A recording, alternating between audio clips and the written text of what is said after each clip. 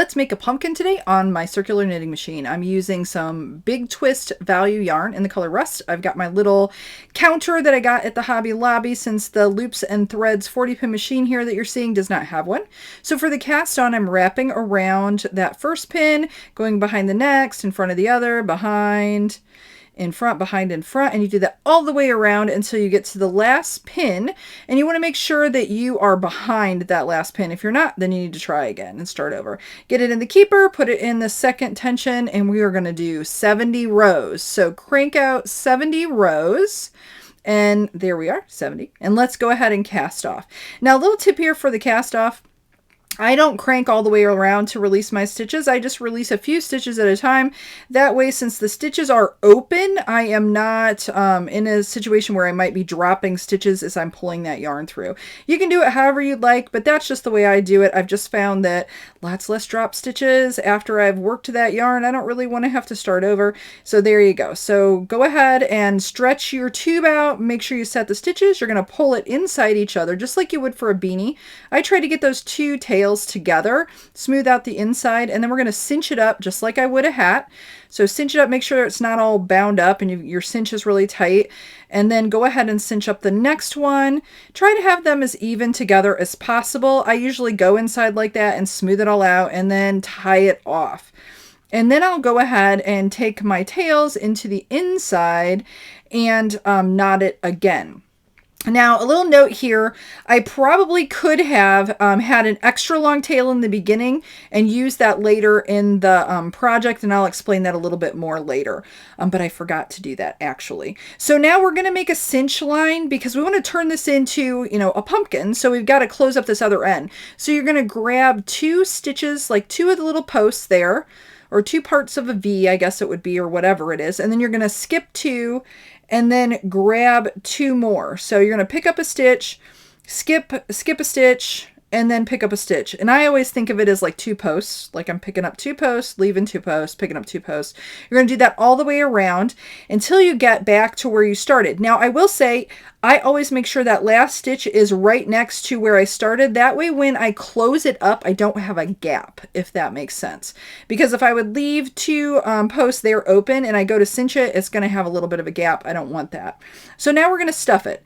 Okay, guys. I was shocked. It takes a ton of stuffing to stuff the pumpkin. I always make sure I kind of pull my stuffing apart. I just get this polyfill from Walmart. I don't know. I like it. Whatever.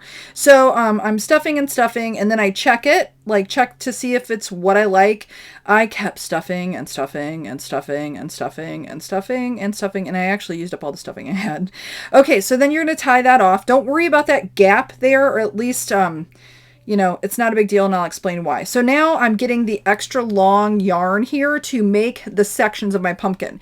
Now, like I said before, I could have kept a tail at the beginning, an extra long tail to do this, but this way will work just the same. So I threaded onto a big long needle that extra long yarn, and I pull it through the center. So I start in the bottom, pull up through the center, and then I make sure to leave a fairly significant tail, because we're going to tie to that. So I hope that makes sense. Now, if I would have left a big long cast on tail, I could have used that, but we're just using another piece of yarn, and that's totally fine. So we're going to wrap it around all the way around, and you try to kind of get it right across from each other, if that makes sense. So directionally, when you start to cinch it up, you're splitting that pumpkin in half. And I'm going to take that yarn needle and poke it through, come out the bottom hole, and then we're going to tie it. And when we tie it, and I just straighten it out so it's in between the row of stitches, so it just looks a little better and it's not all wonky when you tighten it. But we'll tie this, and you'll see when I tighten it, we've cut that ball in half now. So we have two sections to our pumpkin. So you're just going to tie that off to where it's secure, and then you're going to keep doing the same thing. So now I'm going to split it in half again. So this time I'm just going to wrap it around one side instead of doing it how I did the last time because I had to tie it. Go in through the center, come out the bottom, make sure it's kind of, watch out for all those extra tails too that you have on top because it kind of gets all tangled up.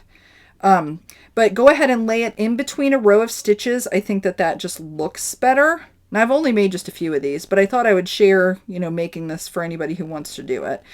So anyways, go ahead and, get it in the middle there, and then you're going to pull it snug again, and it'll stay this time, which is kind of nice. So once you do that, and then you're going to want to wrap it around from the bottom to the top again, just directly across, so that you can section it into the 4 sections. And you could stop with 4 sections if you wanted to. I mean, that would still look cute for a pumpkin. But I think I'm going to go ahead with this and section it off even more. So you just go through each area, go through the center area of it, go through the center, and then do the opposite one on the other side. Kind of like you're, cutting a pie. I don't know, whatever. But hopefully you understand there. It's not too hard. I will tell you that needle, I got it with my Centro. I absolutely love it. So there we go. We got all of our sections, and I pulled it through the bottom there. Now I'm just going to tie that off to some of the other yarn tails that I have. So see those other yarn tails? Or other yarn tail, go ahead and tie that off so it's secure. And the next step that we're going to do is we are going to make a stem with my Addi Egg. Now, this thing's just a little bit tricky to use. It's not too difficult, but that little weight, I didn't actually show it here in the beginning, but the little weight, you have to put it on and you have to feed it through that, the little threader there. And then when you cast on, it's just like the big machines. There's 6 pins here. You have to go in front of the first one, behind the next one, in front of the first one, or in front of the next one, behind the next one. I use that little loom tool to do this. And I always make sure that, if you notice, I have a weight at the bottom, and I don't show that, but I let it hang. I don't let that touch the table. And I leave my yarn after I get this all cast on and I start cranking. But before I start cranking, I'm going to put the lid back on. You'll see that here in a second. So once I get it all cast on, I'm going to put the lid on and line up that yarn so that it's like directly below that pin, and there's a little tiny keeper in the lid. Snap it on, and then you just want to have zero tension, absolute zero tension on that yarn when you're cranking. So you crank a few rows, and then I'm going to grab the bottom of the yarn where that weight is, and I'm going to pull down on it, and I'm going to do that every so often. You can see here it's making the cord. Now I'm going to make this kind of long, and then we'll just adjust it to the size that I want. So now we take that yarn out of where it's threaded in. You can see I forgot to do that. And then you'll put it on your needle, and then you're going to cast off just like you do on the big machines. It's a little awkward with this little guy. You can see the weight hanging down there below my table there. But you just kind of release the stitch, and then you're going to cast off just like exactly the same way you do on the big machines. It's just a little wonky is all. So you go around and you release all those stitches, just being careful because it's a little awkward. But this is a cool little tool. You can do a lot with these. I've done a few like words and things. So there you go. It's all cast off. So, and there's the weight. You have to have that weight, otherwise it doesn't work. Okay, you can see it's extra long. Like that's going to be too long of a stem. So I'm just releasing the stitches on the cord here. So I'm just pulling it apart, releasing the stitches, kind of doing it very carefully. But once they're released and they're live, the stitches are live, you'll see. Hold on here just a second. It takes just a couple minutes to go ahead and pull those loose.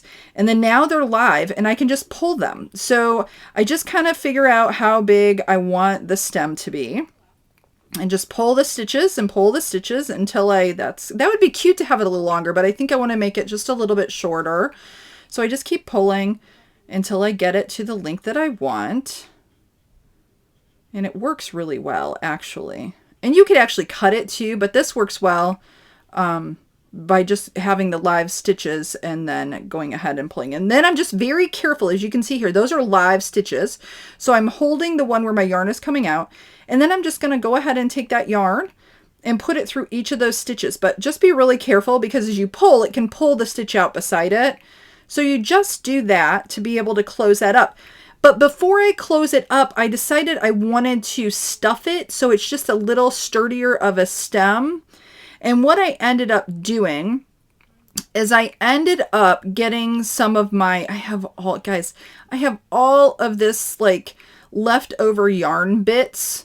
So I ended up finding like a green bit in my bag. So I used some green thread to stuff the stem, and then I just took the tails and put them through the center, tied them off, and voila.